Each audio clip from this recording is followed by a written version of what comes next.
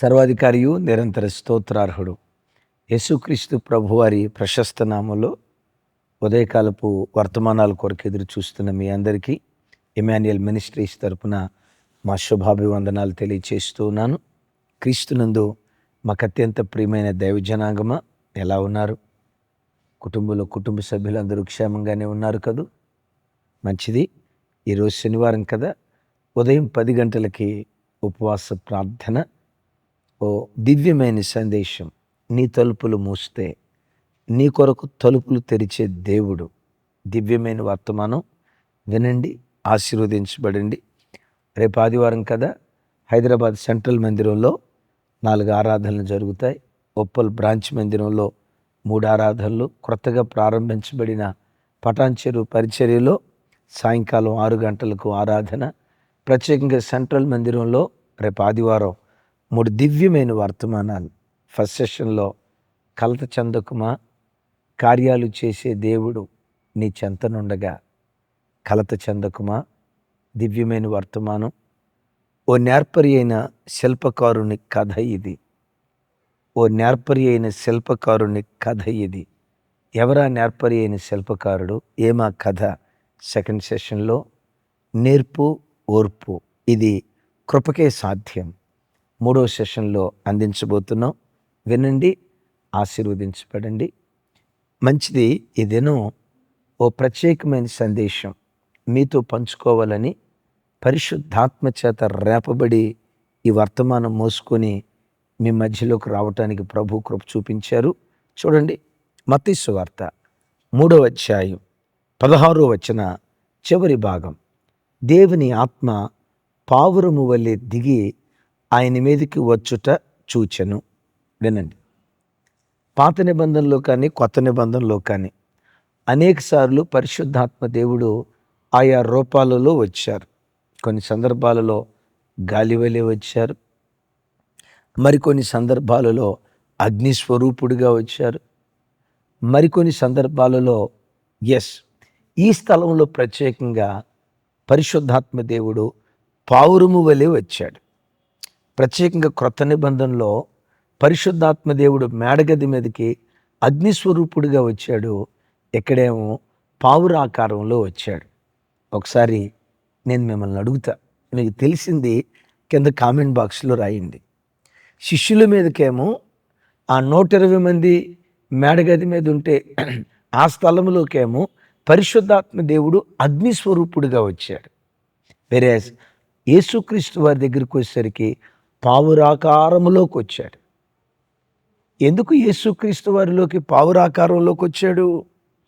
వారి మీదకి అగ్నిస్వరూపుడిగా ఎందుకు వచ్చారు? అగ్ని చెత్తను కాల్చేస్తుంది, మస్తును తొలగించేస్తుంది, మాలిన్యాన్ని నిర్మూలన చేసే శక్తి అగ్నిలో ఉంది. నిజమే, అక్కడ 11 మంది అపోస్తలులు, మొత్తం 120 మంది పురుషులు, అనేక మంది స్త్రీలు ఉన్నారు. ఒక్కొక్కరిలో ఒక్కో విధమైన మాలిన్యం. పేతురయ్య భక్తిపరుడే, కానీ దుడుకుతనం. పేతురయ్య భక్తిపరుడే, కానీ పిరికితనం.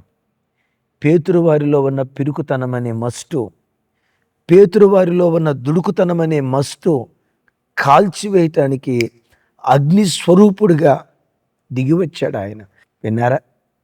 యోహాను, యాకోబులు ఉన్నారు. వీళ్ళను బైబిల్ నక్సలైట్లు అంటారు. తోమ అనుమానపు మనిషి. ఈ 11 మంది అపోస్తుల్లో నేను గొప్ప అంటే నేను గొప్ప, అధికారాన్ని కోరుకునే మనస్తత్వం. అద్భుతం తెలుసా? ఆత్మదేవుడు వారిలోనికి వచ్చిన తర్వాత వారిలో ఉన్న చెత్తంతటిని కాల్చివేసి పరిశుద్ధులుగా మార్చాడు అగ్నిస్వరూపుడైన పరిశుద్ధాత్మ దేవుడు. విన్నారా? మరి శిష్యుల మీదకి అగ్నిస్వరూపుడిగా వచ్చి వారిలో ఉన్న చెత్తను కాల్చిన పరిశుద్ధాత్మ దేవుడు యేసుక్రీస్తు వారి మీదకి మాత్రం పావురాకారంలో వచ్చారు. ఎందుకు అగ్నిస్వరూపుడిగా రాలేదో తెలుసా? యేసుక్రీస్తులో ఏ చెత్త లేదు గనుక, ఏ కల్మషం లేదు గనుక, ఏ అపవిత్రత లేదు గనుక, ఏ పాపము లేదు గనుక, దిగి వస్తున్న పరిశుద్ధాత్ముడు యేసుక్రీస్తును గురించి సాక్ష్యం చెప్తున్నాడు. ఏమైనా తెలుసా? ఈయన నిర్దోషి. ఆమేన్. ఈయన నిర్దోషి, నిష్కలంకుడు, ఏ కళంకము లేని దేవుని కుమారుడు అని పరిశుద్ధాత్మ దేవుడు సాక్ష్యం ఇవ్వటానికి పావురాకారంలోకి వచ్చాడు. అవును, ఎవరు యేసుక్రీస్తు? నిర్దోషి, నిష్కల్మషుడు, పాపులలో చేరక ప్రత్యేకంగా ఉన్నవాడు, కామ క్రోధ లోభ మోహ మదమాశ్చర్యాలను జయించినవాడు, ఆ జన్మ బ్రహ్మచారి, దేవుడిని పిలువబడుటకు యోగ్యుడు, చేతులెత్తి స్తుతించుటకైనా సాగిలపడి నమస్కరించుటకైనా కరతల ధ్వనులతో చప్పట్లతో జైనాదాలతో ఆరాధన చేయటానికైనా యేసుక్రీస్తు యోగ్యుడు. పాపము లేని పరిశుద్ధుడు. ఆమేన్. ఈయన పాపము లేని పరిశుద్ధుడు, ఈయన నిష్కల్మషుడు. విన్నారా? ఈయన నిష్కలంకుడు అని ప్రపంచానికి చాటి చెప్పటానికి పరిశుద్ధాత్ముడు పావురాకారంలోకి వచ్చాడు.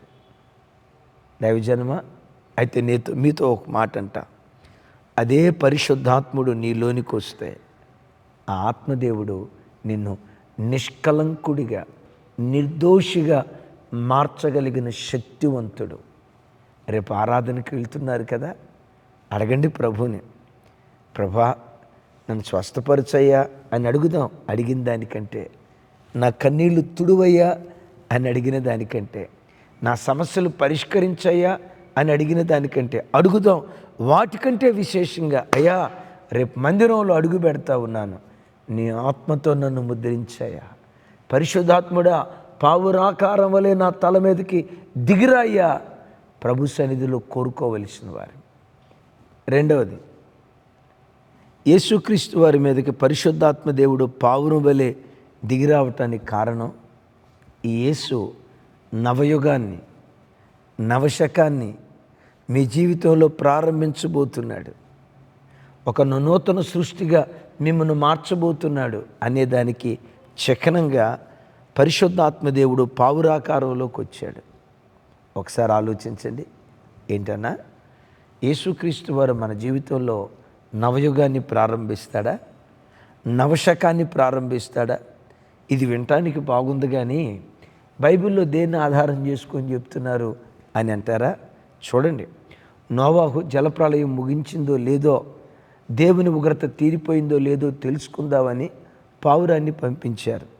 నోట నుండి ఒలీవ ఆకు తీసుకొని ఓడ దగ్గరికి వచ్చింది కదా, ఆ పావురం ఏమని సంకేతం ఇస్తుందో తెలుసా? అయ్యా నాశనమైపోయింది, ఇంకేమీ మిగల్లేదు అని అనుకున్న ఈ సృష్టి మరలా నూతన సృష్టి ఆరంభం కాబోతుంది, నవశకం ప్రారంభం కాబోతుంది, నవయుగం ప్రారంభం కాబోతుంది, దేవుని ఉగ్రత సమాప్తమైపోయింది అనే సంకేతం పావురం ఇచ్చింది కదా. నిజమే. నా ప్రభు బిడ్డలారా, నీ యేసుక్రీస్తు నీ జీవితంలో, ఇక నా జీవితం సమసిపోయింది, ఇంకేమీ మిగల్లా, ఆశలన్నీ అడుగంటిపోయాయి, దేవుని ఉగ్రత నా కుటుంబం మీదకు దిగొచ్చింది, దేవుని కోపాగ్ని చేత సర్వాన్ని నేను కోల్పోయా, ఒట్టి చేతులు రక్తహస్తాలతో మిగిలా అని నిరీక్షణ కోల్పోయిన నీ బ్రతుకులో, ఆశలు కోల్పోయిన నీ బ్రతుకులో ఆశలు పుట్టించే ఆశా జ్యోతి నేను ప్రకటించే ప్రభు అయిన యేసుక్రీస్తు వారు. ఈరోజు వాక్యం వింటున్న దైవజనమ, కొన్ని పరిస్థితులను బట్టి, నీ పొరపాట్లను బట్టో, నీ అవిధేయతలను బట్టో, నీ లోపాలను బట్టో, నువ్వు తీసుకున్న బుద్ధిహీనపు నిర్ణయాలను బట్టో జీవితంలో అన్నీ కోల్పోయేవేమో, సర్వం కోల్పోయి ఒట్టి చేతులతో మిగిలిపోయేవేమో, రక్తహస్తాలతో మిగిలిపోయేవేమో. ఒకప్పుడు పచ్చగా ఉన్న నీ బ్రతుకు, పచ్చటి సంసారంలో ఉన్న నీ జీవితం, ఈరోజు ఆ పచ్చటి సంసారంలో ఏదో పాపం నిప్పులు పోసి శ్మశాన భూమిగా నీ బ్రతుకు మారిపోయిందా? నా బ్రతుకు బాగుపడదు అని అనుకుంటూ ఉన్నావా? నేను ప్రకటించే యేసుక్రీస్తు, నీవు నమ్మిన నీ యేసుక్రీస్తు సర్వం కోల్పోయిన నీ బ్రతుకును నవశకాన్ని ప్రారంభించి సర్వాన్ని కోల్పోయిన నీ బ్రతుకును సమృద్ధితో నింపగలిగిన ఆశాజ్యోతి. ఏం కోల్పోయి ఈ వాక్యం వింటున్నావు? ఏం కోల్పోయి ఈ మాటలు ఆలకిస్తూ ఉన్నావు? ఈ దేవుడు ఎట్టివాడో ఒక సంగతి జ్ఞాపకం చేస్తాను. యెషయి మొద్దు నుండి చిగురు పుడుతుంది. బైబిల్లో మీరు ఎరుగుదురు కదా. అదే యావత్ ఇశ్రాయేలు సంతతిని యెషయి కుటుంబంతో పోల్చాడు. ఇశ్రాయేలు సంతతి మధ్యధరా సముద్రం మొదలుకొని యూఫ్రటీస్ నది వరకు మహావృక్షంలాగా వ్యాపించింది. వారి అవిధేయతలను బట్టి నరకబడింది. ఆ చెట్టు యోధా జాతి నరకబడింది, మొద్దులాగా మిగిలిపోయింది. ముద్దుగా మిగిలిపోయిన ఆ చెట్టును చూసి మొద్దయిపోయిందిరా, ఇక ఇది బ్రతకదురా, అయిపోయిందిరా దీని బ్రతుకు, ఇంక దీనికి ఆశలు లేవురా, మొద్దయిపోయింది అని దారిని పోయి వచ్చే వాళ్ళందరూ మాట్లాడుకుంటున్నారు. తమ్ముడు చెల్లి, నీ బ్రతుకును గురించి కూడా 10 మంది అదే మాట్లాడుకుంటున్నారా? ఒకప్పుడు ఎంత బాగుండేదో వీళ్ళ కుటుంబం, చూడు ఈరోజు నరకబడిపోయింది, ముద్దన్నానికి కూడా గతి లేని స్థితి, అయ్యో మోడైపోయినాయి వీళ్ళ బ్రతుకులు అన్నట్లుగా ఈరోజు నీ కుటుంబాన్ని చూసి కూడా ప్రజలు ఇదే మాట మాట్లాడుకుంటూ ఉన్నారా? యెషయి కుటుంబాన్ని చూసి అదే మాట్లాడుకుంటున్నారు. అద్భుతం తెలుసా?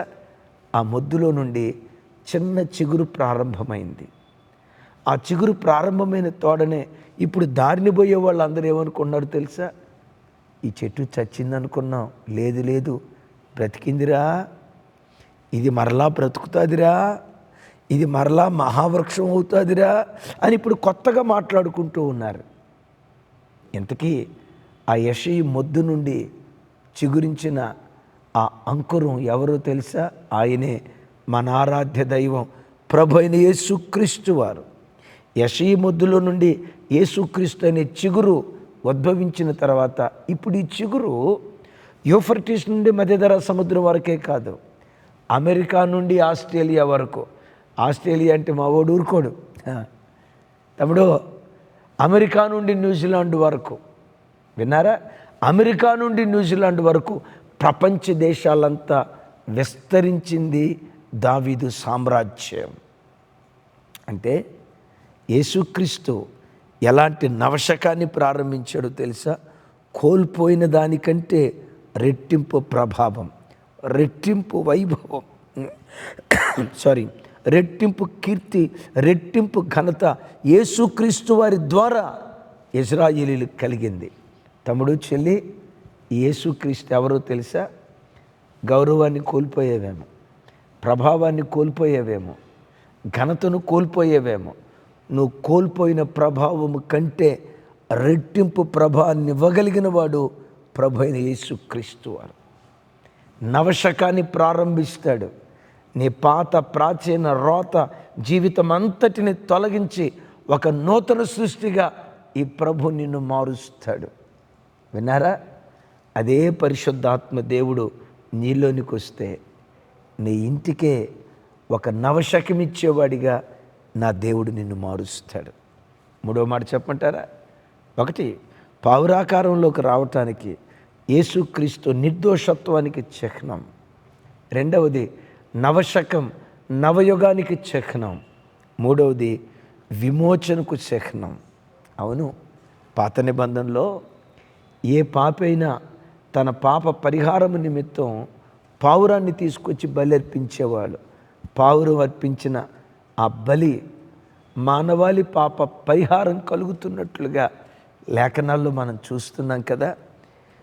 పాత నిబంధనలో జంతువుల్లో నుంచి, గోవుల మందలో నుంచి మగది, గొర్రెల మందలో నుంచి మగది, పక్షి జాతుల్లో నుంచి పావురం కానీ గోవ కానీ. ఏమండి, ఒక పేదోడు ఎద్దును దేవునికి బలిగా అర్పించాలంటే మనకి భారం కాదా? మధ్యతరగతివాడికి అది భారం కాదా? పేదోడు ఒక పొట్టేలునో మేకపోతునో తీసుకొచ్చి బలి ఇవ్వాలంటే వాడికి భారం కాదా? అందరికీ అందుబాటులో ఉండేది పావురం, గువ్వ. యేసుక్రీస్తు కొందరివాడు కాదు, అందరివాడు.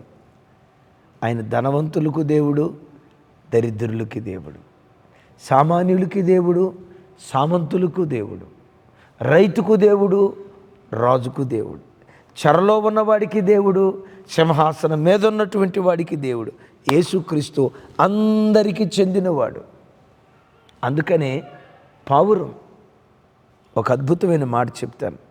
యేసుక్రీస్తు వారు బలియాగమైపోయి సమస్త మానవాళి తల మీద ఉన్న ఆ శాపపు కాడి విర్రగొట్టి క్రీస్తు యేసులో ఉన్నవాడికి ఏ శిక్షావిధి లేదు. ఎందుకో తెలుసా? మన శిక్షను తన మీద వేసుకున్నాడు గనుక. నా ప్రభు బిడ్డలారా, మానవాళి శిక్షను తన మీద వేసుకొని మనుషుని కొన్న శిక్షలో నుంచి విడిపించిన దేవుడు ఎవరైనా ఉన్నారని వెతికితే ఒకే ఒక్క వ్యక్తి, ప్రభు అయిన యేసు క్రీస్తు వారు. ఆమేన్. 4వ మాట చెప్తాను. 4వ మాట, యేసుక్రీస్తు వారి మీదకి పరిశుద్ధాత్మ దేవుడు పావురపు ఆకారంలోకి రావటానికి కారణం, పావురం ఎగిరేది కదా, పునరుద్ధానపు శక్తికి గుర్తుగా ఉంది. యేసుక్రీస్తు వారిని ఈయన పునరుద్ధానపు శక్తి అని పరిశుద్ధాత్మ దేవుడు ప్రకటిస్తూ ఉన్నాడు. ఒకసారి మీరు ఆలోచించండి. మానవ మనుగడ ప్రారంభమైనది మొదలుకొని నేటి వరకు కోటాను కోట్ల మంది మహానుభావులు పుట్టారు. పుట్టినవాడు గిట్టక తప్పదు అని రాయబడినట్లుగా చచ్చిపోయారు. చచ్చిన ప్రతివాడు సమాధి చేయబడ్డాడు. ప్రతి సమాధి నేటికి మూత వేయబడి ఉంది. అయితే యేసుక్రీస్తు వారి సమాధి ఒక్కటే తెరవబడిన సమాధి. తెరవబడిన సమాధి. యేసుక్రీస్తు వారు ఆదివారం తెల్లవారుతూ ఉండగా మరణమాని ముళ్ళు ఎక్కడ, మరణమాని విజయం ఎక్కడని మరణపు ముళ్ళును విరిచి మృత్యుంజయుడై తిరిగి లేచారే. యేసుక్రీస్తు వారి పునరుద్ధానానికి చిహ్నంగా పరిశుద్ధాత్ముడు పావురంలాగా యేసుక్రీస్తు వారి మీదకి వచ్చారు. చెప్పకనే చెప్తున్నాడు, మరణం ఈయన ఎదుట మోకరెళ్ళబోతుంది. మరణం ఈయన ఎదుట గడగడలాడబోతుంది. మరణాన్ని జయించిన జైవీరుడిగైన లేవబోతూ ఉన్నాడు. నా ప్రభు బిడ్డలారా, అలాంటి పునరుద్ధానపు శక్తి నీకు నాకు కావాలంటే మన తలల మీదకి పరిశుద్ధాత్మ దేవుడు దిగి రావాలి. దీని గురించే రోమపత్రిక 8వ అధ్యాయం 11వ వచనంలో పౌలు గారు ఇలా మాట్లాడతాడు. మృతులలో నుండి యేసును లేపిన వాని ఆత్మ మీలో నివసించిన యెడల, మృతులలో నుండి క్రీస్తు యేసును లేపినవాడు చావునకు లోనైన మీ శరీరములను కూడా మీలో నివసించుచున్న తన ఆత్మ ద్వారా జీవింపచేయును. ఆమేన్. ఎంత అద్భుతమైన మాట చూడండి. ఎంత అద్భుతమైన మాట చూడండి. ఏమంటాడు భక్తుడు ఇక్కడ? మృతులలో నుండి యేసును లేపిన వాని ఆత్మ మీలో నివసించిన యెడల.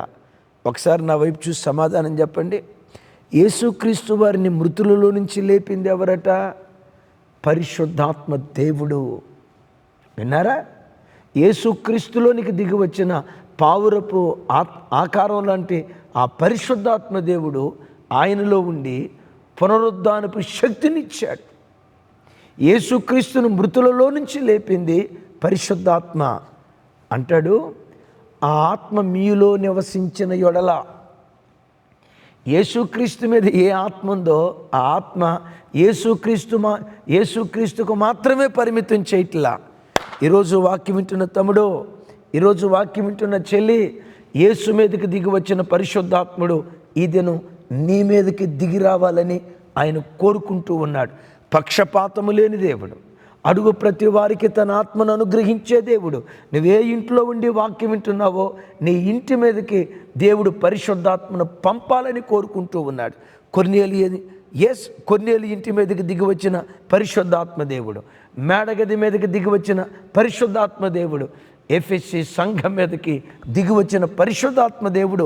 నువ్వెక్కడుండి వాక్యం వింటున్నావో నీ ఉన్న స్థలములోకి ఆయన దిగి రావాలని కోరుకుంటూ ఉన్నాడు. ఆయన దిగి వస్తే ఏం జరిగిందో తెలుసా? పునరుద్ధానపు శక్తినిస్తాడు. అదే పౌలు గారు అంటాడు, యేసుక్రీస్తును లేపిన ఆత్మ మీలో నివసించిన యెడల చావునకు లోనైన మీ శరీరములను కూడా మీలో నివసించుచున్న తన ఆత్మ ద్వారా జీవింపచేయును. సంగమా, నీకు నాకు పునరుద్ధానపు శక్తినిచ్చేవాడు పరిశుద్ధాత్మ దేవుడు. అందుకనే మీ అన్నగా, మీ కుటుంబ సభ్యునిగా, మీ క్షేమాన్ని కోరుకునే ఆత్మీయ నాయకునిగా నా చేతులెత్తి బ్రతిమలాడుకుంటున్నా. రేపు ఆదివారపు ఆరాధనకు వెళ్తారుగా, ఆదివారపు ఆరాధనకు వెళ్ళినప్పుడు నా రోగం తొలగించయ్యా అని ప్రార్థించిన దానికంటే చేయాలి, తప్పులేదు. పిల్లలు ఎగ్జామ్స్ రాయబోతున్నారు, జయం దయచేయి ప్రార్థించండి. దానికంటే విశేషంగా నా కన్నీళ్లు తుడువయ్యా, దానికంటే విశేషంగా నా సమస్యలు పరిష్కరించయ్యా, దానికంటే విశేషంగా రేపు ఆదివారపు ఆరాధనకు వెళ్తున్నానయ్యా. అపోస్తులుడైన యోహాను గూర్చి ప్రకటన గ్రంథంలో రాసి ఉంది కదా, ప్రభు దినమున నేను ఆత్మవశ్యుడనైతిని. విన్నారా? ప్రభు దినమున నేను ఆత్మవశ్యుడనైతిని. రేపు ఆదివారం ప్రభు దినం, శనివారం విశ్రాంతి దినం, ఆదివారం ప్రభు దినం. రేపు ప్రభు దినం. మందిరానికి వెళ్తున్నారు కదా, ప్రభు దినాన ఆత్మవశ్యులు కండి. విన్నారా? ఆత్మవశ్యుడై పరవశిస్తూ పద్మాసు దీవిలో పరలోకపు దర్శనాన్ని చూశాడు. మీరు అనొచ్చు, ఆయనకేమండి అపోస్తులుడు, ఆయనకేం బాధలు ఉన్నాయండి అని అంటారా? ఎక్కడున్నాడు? పద్మాసు దీవిలో ఒంటరిగా సంఖ్యల మధ్యలో చెరసాలలో ఉన్నాడు. కానీ అద్భుతం తెలుసా, వాళ్ళు శరీరాన్ని బంధించగలిగారు కానీ యోహాను ఆత్మను బంధించలేకపోయారు. సాతాను నీ శరీరాన్ని బంధించగలడేమో రోగం ద్వారా, శరీరాన్ని బంధించగలడేమో సమస్యల ద్వారా. సైతానా, నా శరీరాన్ని నువ్వు బంధించగలవేమో, నా ఆత్మను నువ్వు బంధించలేవు. ఆమేన్. అనారోగ్యంతో ఉన్న భాషలు మాట్లాడుతూ ప్రభుని స్తుతించు. రేపు ఆదివారపు ఆరాధనకు వెళ్ళేటప్పుడు నేను ఆత్మవశుని కావాలి. ఆత్మతో నింపబడు, నిర్దోషత్వాన్ని దయచేస్తాడు, నవయుగాన్ని ప్రారంభిస్తాడు, విమోచన దయచేస్తాడు. వాటన్నిటికంటే విశేషంగా పునరుద్ధానపు శక్తిని ఇస్తాడు.